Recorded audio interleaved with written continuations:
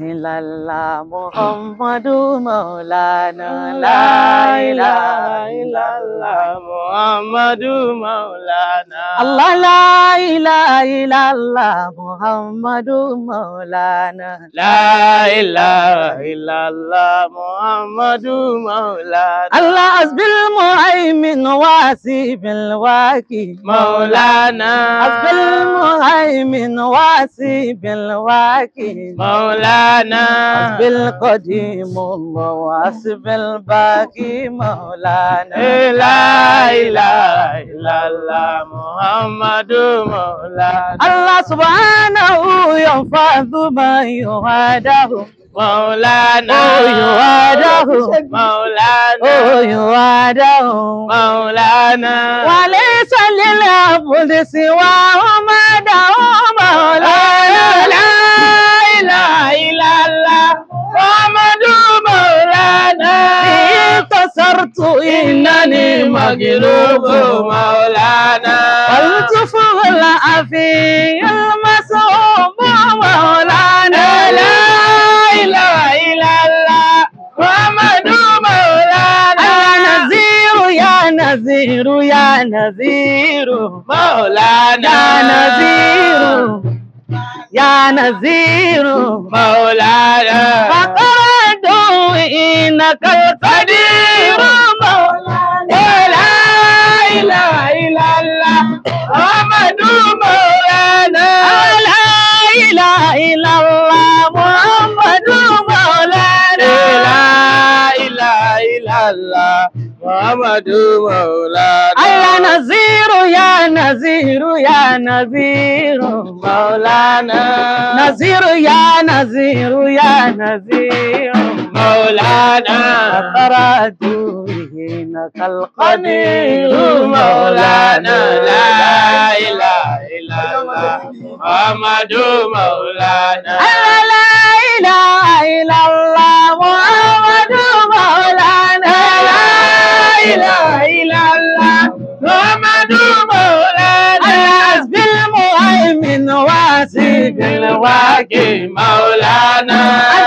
قديم الله وأسب الباقي مولانا. لا إله إلا الله محمد مولانا. لا إله إلا الله لا إله إلا الله لا إله إلا الله. لا إله إلا الله. لا إله إلا الله لا إله إلا الله لا إله إلا الله. لا إله إلا الله. لا إله إلا الله لا إله إلا الله لا إله إلا الله. الله لا إله إلا الله. لا إله إلا الله محمد رسول الله لا إله إلا الله. لا إله إلا الله. لا إله إلا الله محمد رسول الله لا إله إلا الله محمد رسول الله. Oh, happy birthday to you, Imam Isa. لا إله إلا محمد رسول الله.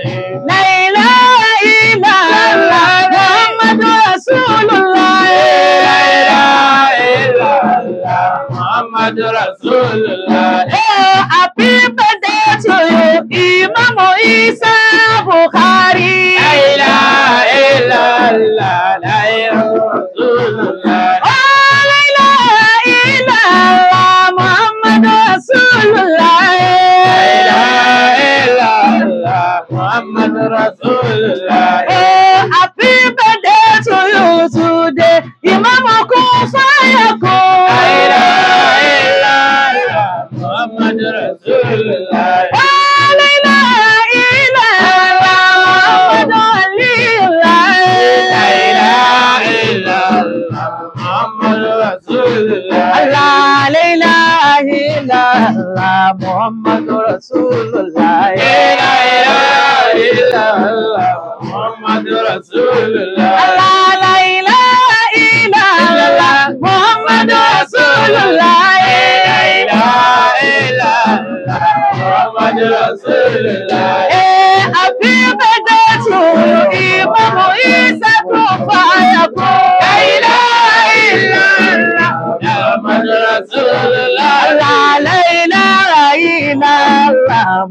Muhammadu Rasulullah. La ilaha illallah Muhammadu Rasulullah. Alam bishar al-mauludi zakana bil-mutadi.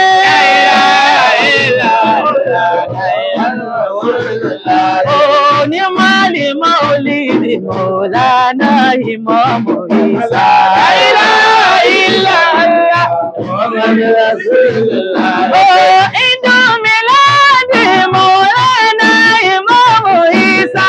La ilaha illallah Zikiri. Allah ilaha illallah Muhammad Rasulullah.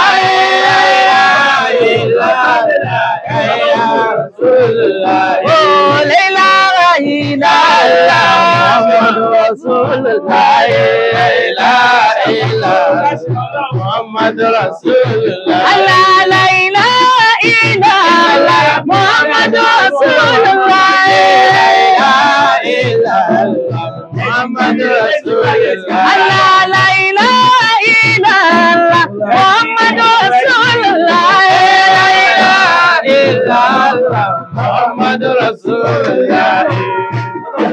ألوف الخلق مألوف صفي الله برهام لهات الإذن من كل ما هو الغاز برهام كولا لا إله لا إله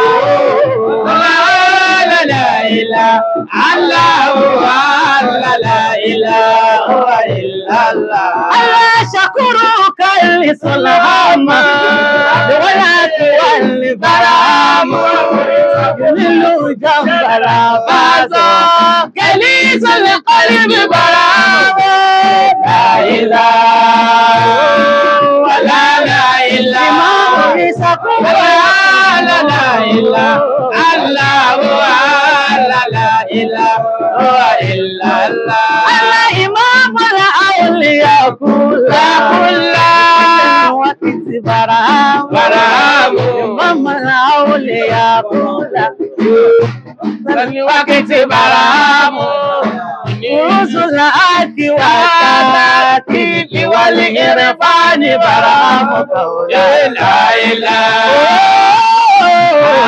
لا إله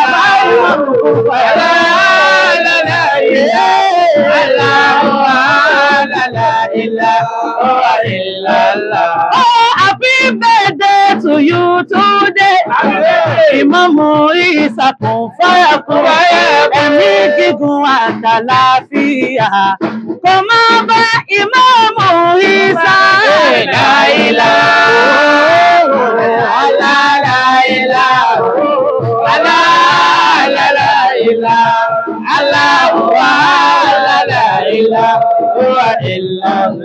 Allah abadita zati bi zati abudu zati baramu badami ka kerimu mi tabarama kaula la ilaha la ilaha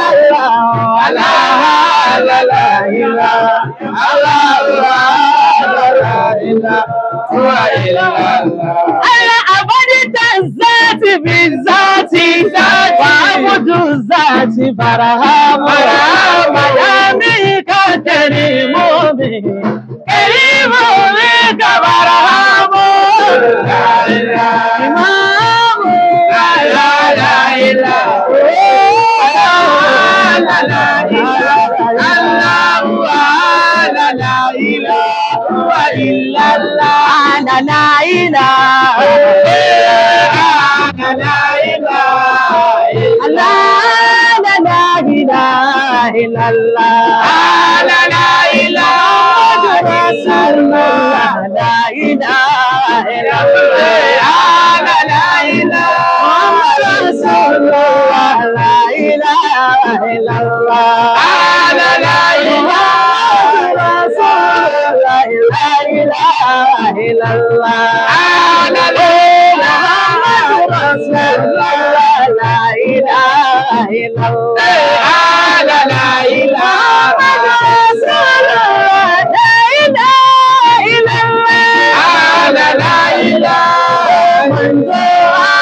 لا إله إلا الله لا إله إلا الله لا إله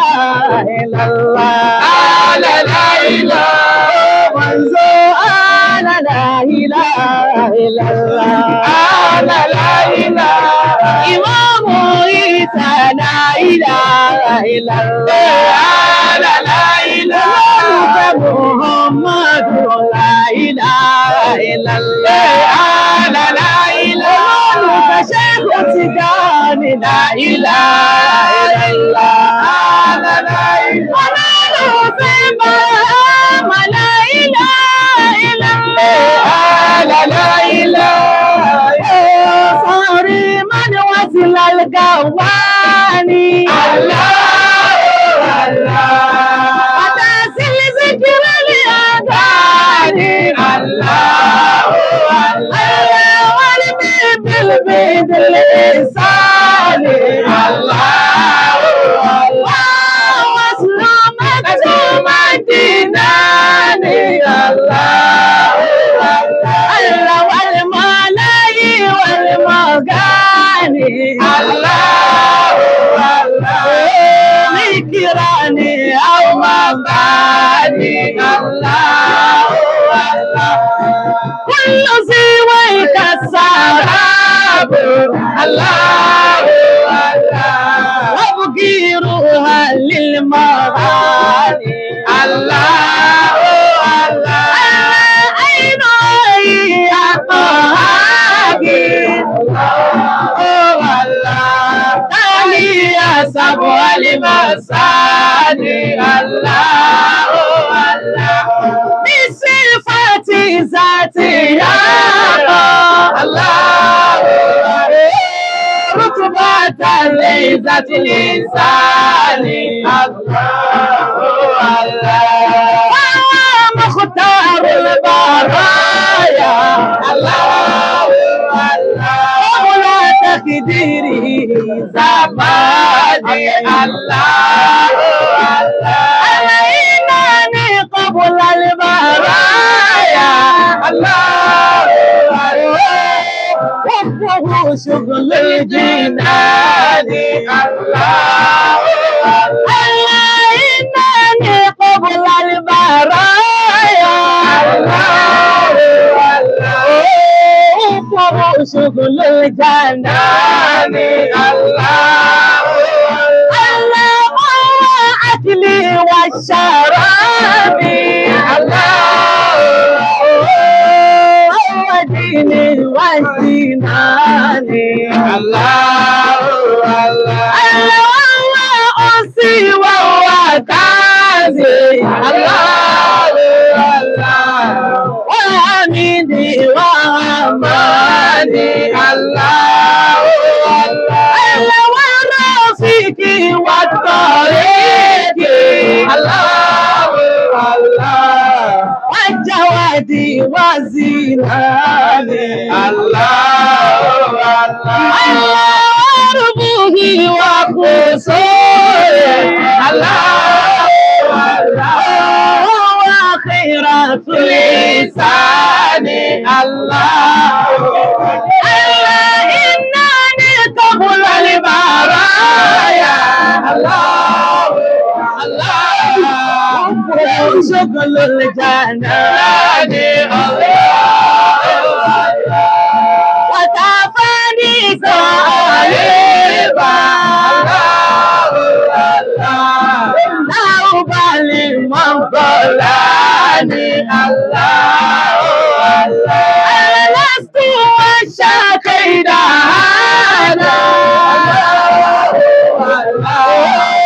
ولا جور الزمان الله ما كان في الزمان الله وزماني في مكان الله الحب طاعة مستجاب الله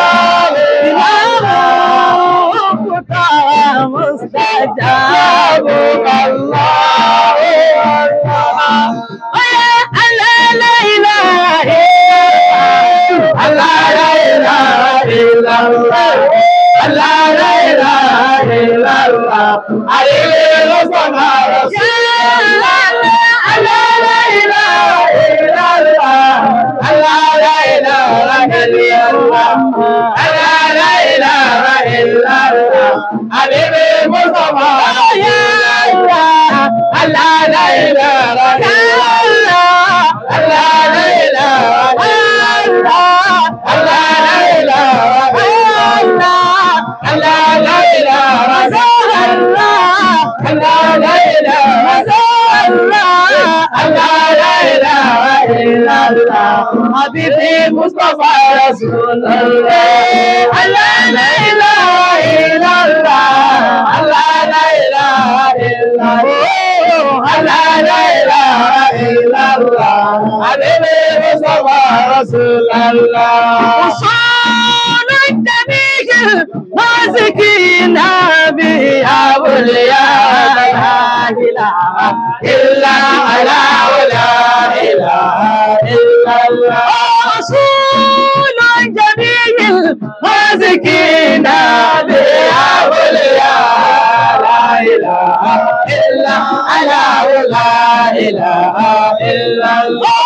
تحققوا ما لم يرقى لا إله إلا على ولا إله إلا الله. بالفجاز وجاز بالبهار لا إله إلا الله. لا إله إلا الله. وقد كسرنا كتاب عليك شاوية. لا إله إلا الله. لا إله إلا الله. بفضله إلهي ما جل جلاله. لا إله إلا الله. لا إله إلا الله. برسول الله طه نبيا لا إله إلا الله. لا إله إلا الله. هلاك يميني إنني لا يهمني. لا إله إلا الله. لا إله إلا الله. سوى سعاد والعكس في حياة الدنيا. لا إله إلا الله. لا إله إلا الله. وقد يعلمنا أكواب أني خادمه لا إله إلا الله. لا إله إلا الله. وواسع حبيب الله